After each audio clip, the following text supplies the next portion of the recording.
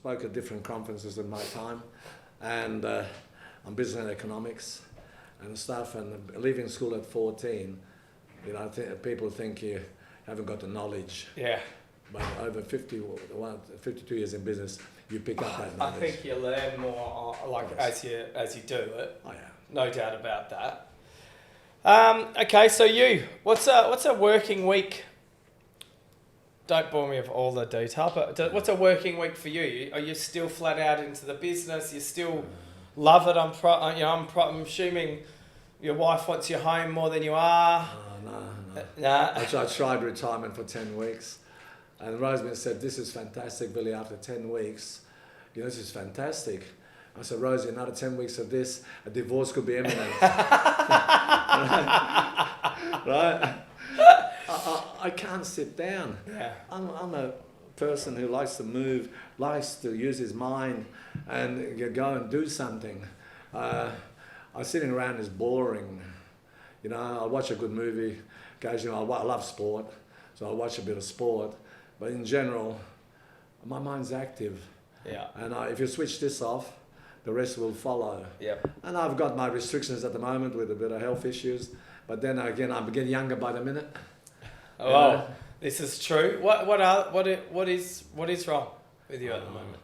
I might have to have a lung transplant. I've got pneumonia twice in 8 months, so it stuffed me. So I get out of puff. Yeah. But so far, still so good. So is it something to do with baking? Well, yes and no. Nobody knows what causes what. We're all different. Yeah. Some things affect people, some people don't. But after 56 years in the baking industry, they might have some flour to do with it or something. Maybe not.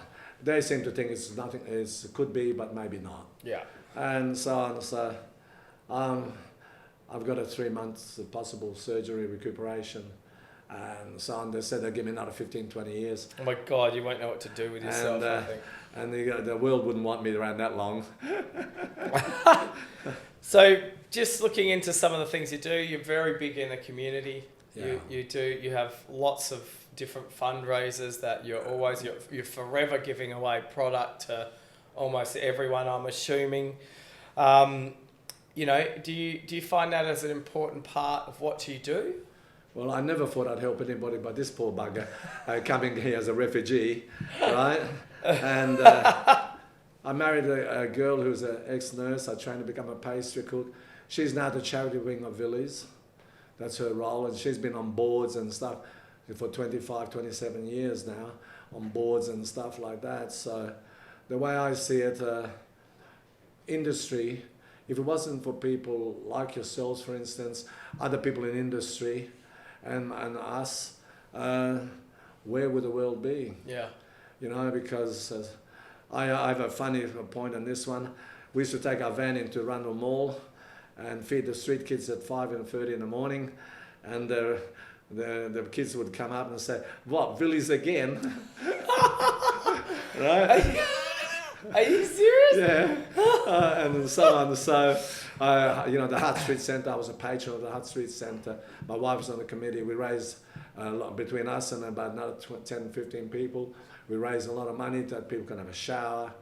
You can wash your clothes there. You can have medication there. You can buy cheap clothes for 50 cents. It's street people and so on. And I feel for these people because sometimes it's their own doing and sometimes it's not. And there's some mental issues a lot of times as well. We got to look after the other bit, and if it belongs to us, the people who are successful, to give a helping hand. It's always been my thing. You can afford to be generous when you get to our stage. Yeah. And so on. So true. Why not? Somebody asked me one day, Billy, what does charities things do for you? What's it actually do for you? And I thought for a minute. I rubbed my stomach. It gives me a warm, fuzzy feeling. If you want anything more, you might be disenchanted with the answer. That's fair enough.